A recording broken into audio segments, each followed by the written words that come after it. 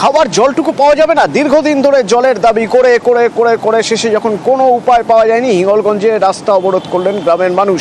আমার সঙ্গে জিয়াউল রয়েছেন। জিয়াউল, যোগেশগঞ্জে পথ অবরোধ করেছেন গ্রামবাসীরা, বারবার জানিয়েও তাদের অনুপম রয়েছেন আমার সঙ্গে। অনুপম, কেন বারবার জানানোর পরেও মেলেনি জল?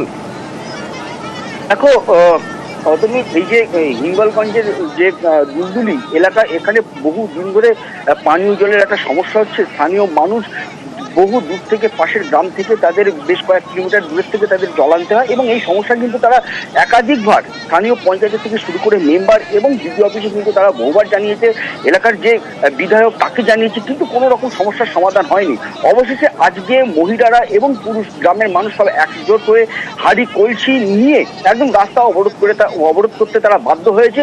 তাদের যেটা দাবি, অবিলম্বে এই জলের সমস্যা মেটাতে হবে, নাহলে তারা এর পরবর্তী সময় আবার বৃহত্তর আন্দোলনের পথে তারা নামবে, এবং অবিলম্বে, যেহেতু সামনেই গরম গ্রীষ্মকাল আসছে, জলের সমস্যা আরো বাড়বে, মানুষের জলের চাহিদাও বাড়বে, সেই জন্য অবিলম্বে এই জলের সমস্যা এই দুলদুলি এলাকায় মেটাতে হবে বলে কিন্তু এলাকার মানুষের দাবি।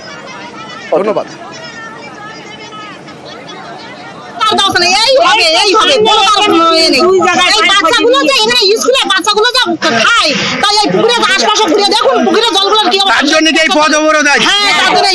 পাড়ার মেয়েরা কেন আচ্ছা খেপে যাবে না? বলুন, এখান থেকে জল আনতে সেই দুলদুলি যেতে হচ্ছে, তারা কি করবে? একটা স্কুলে বাচ্চা কাচ্চা আছে, তাদের কোনো আচ্ছা সুরক্ষিত নেই, তাদের কোনো জলের ব্যবস্থা। পঞ্চায়েতে জানিয়েছিলে? পঞ্চায়েতে আমরা পঞ্চায়েত মেম্বার বলতেছি সবসময়, তাদের কোনো ব্যবস্থা নেই। আমাদের পঞ্চায়েত থেকে সারা অঞ্চলে যে সমস্ত জায়গায় জল নেই সেখানে আমরা দেওয়ার চেষ্টা করি, কিন্তু যে পরীক্ষাটা পিএইচডি ডিপার্টমেন্ট জল দেবো, যেটা ডিএম অফিস থেকে নির্দেশিকা আসে, আমরা স্পট দেখি যে কোন কোন জায়গায় জল সাপ্লাই হবে, সেই সাপ্লাই সেই মতো ওনারা গাড়ির ব্যবস্থা করা হয়। সেই পরীক্ষাটা এখন চলছে।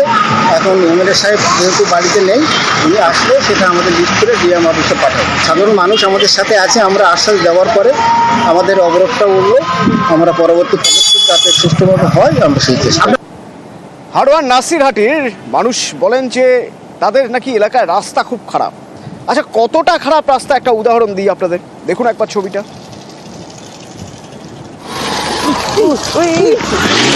গাড়ি চললে কি হয় দেখছেন? দেখুন, গাড়ি চললে রাস্তায় গাড়ি উল্টে পড়ে যায়, এমনই রাস্তার অবস্থা, কাদা ভরা, নাজেহাল এলাকার মানুষ। কিন্তু রাস্তার এই হাল কেন?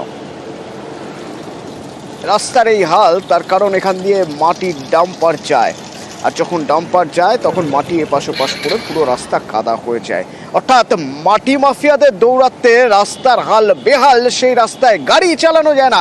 জিয়াউল রয়েছেন আমার সঙ্গে। জিয়াউল, এলাকার মানুষ তারা কখনো কাউকে অভিযোগ জানাননি?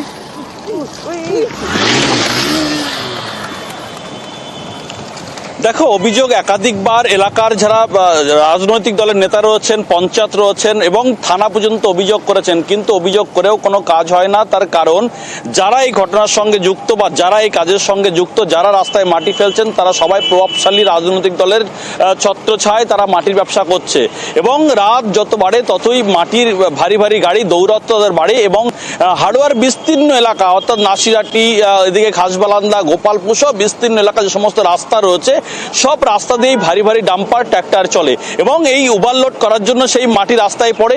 এবং তারপরে যেহেতু দুদিন আগে বৃষ্টি হচ্ছে, সেই বৃষ্টি হওয়ার পরেই রাস্তা দফারফা অবস্থা। অর্থাৎ 1 মাস আগে, 1 বছর আগে, 6 মাস আগে এই রাস্তাগুলো তৈরি হচ্ছে। ঝা চকচকে রাস্তা, লক্ষ লক্ষ কোটি কোটি টাকা ব্যয়ে রাস্তা তৈরি করেছে রাজ্য সরকার, আর সেই রাস্তার এখন দফারফা এমনটাই রাস্তার অবস্থা, মনে হচ্ছে গ্রামের মেঠো রাস্তা। অর্থাৎ এই রাস্তা দিয়ে যে যাবে সেই পড়বে। এই পড়ে গত 2 থেকে 3 দিনের মধ্যে প্রায় 15 থেকে 20টি বাইক, ছোট গাড়ি সেখানে উল্টে গেছে, পড়ে গেছে, বেশ কয়েকজন আহত হয়েছেন। বারংবার তারা থানার দ্বারস্থ হচ্ছেন। বিপজ্জনক রাস্তা, যে কোনো দিন বড়সড় দুর্ঘটনা ঘটবে এই রাস্তার। মাটি নিয়ে যায় রাত্রিবেলা, আমাদের চলতে অসুবিধা হচ্ছে, অ্যাক্সিডেন্ট তো হচ্ছে। যারা তোমার বাইক নিয়ে যাতায়াত করছে তাদের তো প্রবলেম তো হচ্ছে।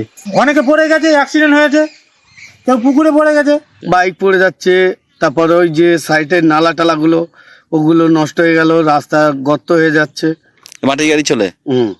কখন চলে? সব রাতে চলে? সব 9:30 10টার পরে। মেম্বারেরও বলেছি, মেম্বারও বলছে হ্যাঁ, আমিও বলছি, কোনো কাজ হচ্ছে না। না, কোনো কাজ হচ্ছে না। আমরা জানা মাত্রই মানে গতদিন বৃষ্টি হলো, যারা মাটি কাটছিল তাদেরকে আমরা মাটি কাটা বন্ধ করে দিয়েছি। আমরা 2 ঘন্টার মধ্যে তাদেরকে বলেছি রাস্তা পরিষ্কার করতে হবে, জনসাধারণের অসুবিধা করে কোনো কাজ করতে দেব না। নজর রাখছি, এ ধরনের সতর্ক থাকছি, আগামী দিনেও রাস্তায় কোনো রকম জনজীবন ব্যাহত হবে এরকম কাজ করতে দেব না। রাস্তারও তো ক্ষতি হচ্ছে। হ্যাঁ, অবশ্যই রাস্তা ক্ষতি হচ্ছে, আমরা তাদেরকে বন্ধ করে দিয়েছি, কাজ বন্ধ করে দিয়েছি এবং সবাই এ ব্যাপারে আমরা ঐক্যবদ্ধভাবে এই জিনিসটাকে আমরা প্রতিবাদ করেছি। চাষের ক্ষেত্রে জল দিতে হবে, তো সেই জল দেওয়ার জন্য মোটর দরকার, মানে পাম্প দরকার। সেই পাম্প চলবে কিসে? ইলেকট্রিসিটিতে। ইলেকট্রিক কোথায়? না সরকারি অফিসের মিটার থেকে চুরি করে ইলেকট্রিক নিয়ে পাম্প দিলেই হবে, পাম্প চালালেই হবে, খেতে জল চলে আসবে। এই কাজ কে করেছে জানেন? কোনো সাধারণ মানুষ নয়, ইনি একটা সময় পঞ্চায়েত প্রধান ছিলেন। অর্থাৎ কোনটা আইনি, কোনটা বেআইনি, কোনটা ঠিক, কোনটা ভুল সবচেয়ে বেশি তার জানার কথা। কি করে করলেন?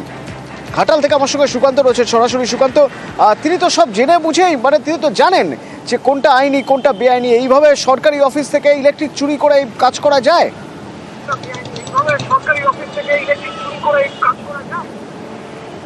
একদমই অতনুদা, যার বিরুদ্ধে অভিযোগ তিনি হচ্ছেন মনোহরপুর 2 গ্রাম পঞ্চায়েতের প্রাক্তন প্রধান, বর্তমান পঞ্চায়েত সদস্য জয়দেব দোলই।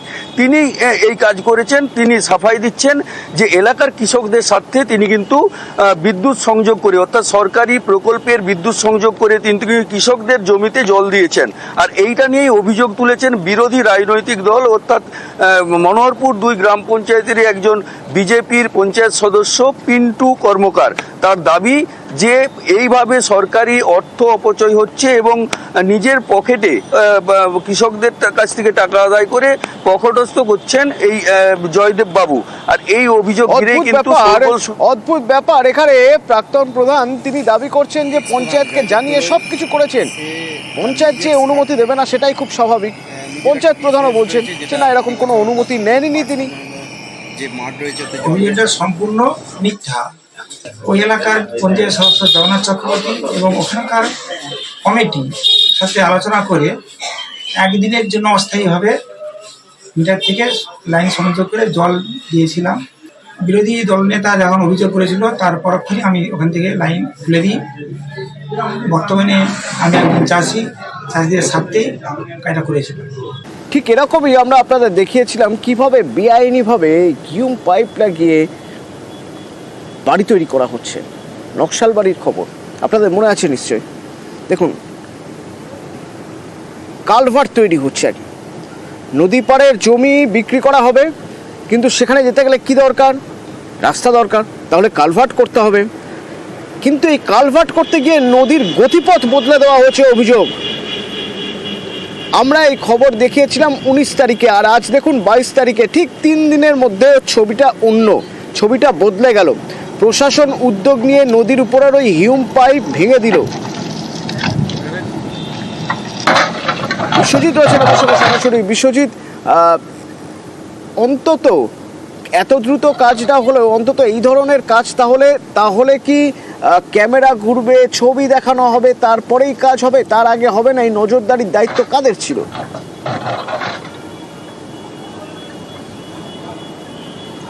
দেখো, একেবারে প্রশাসনের নজরদারি থাকলেও কিছুভাবে কিন্তু দেখা যাচ্ছে যে নিউজ 18 বাংলা আমরা খবর দেখানোর পরেই প্রশাসন আরও বেশি উদ্যোগী হয় এবং তার চেহারা কিন্তু এই বীরসিং মৌজায় ধরা পড়ল।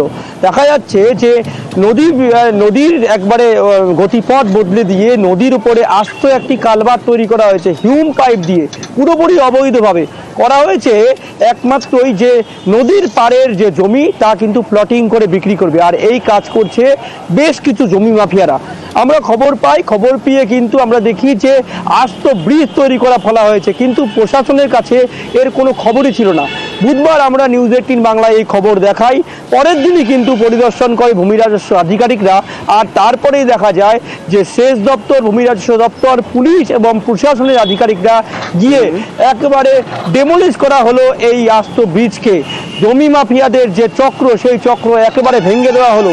ভূমি রাজস্ব আধিকারিক তিনি কিন্তু হুঁশিয়ারি দিয়ে জানাচ্ছেন যারা এই ধরনের কাজ করছে আগামী দিনে কিন্তু ফের ব্যবস্থা নেওয়া হবে।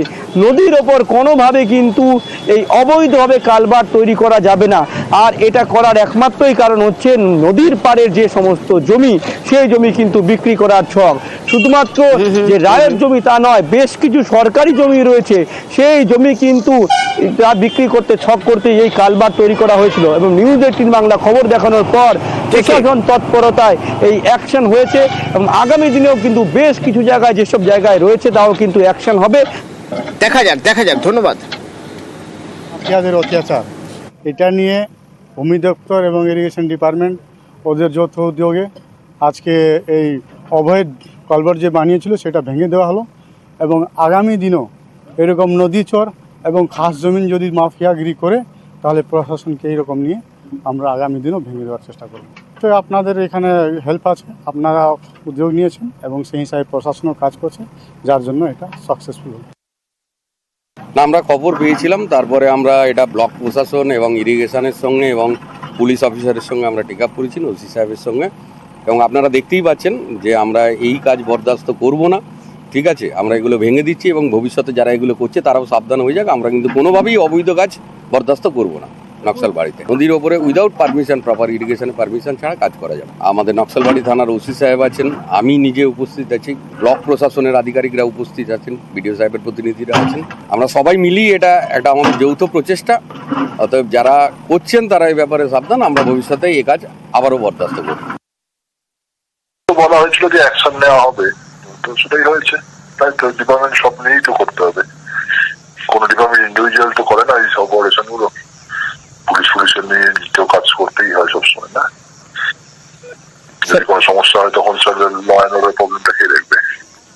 আবার হবে, ক্যাশের মধ্যে আবার ভাঙা হবে।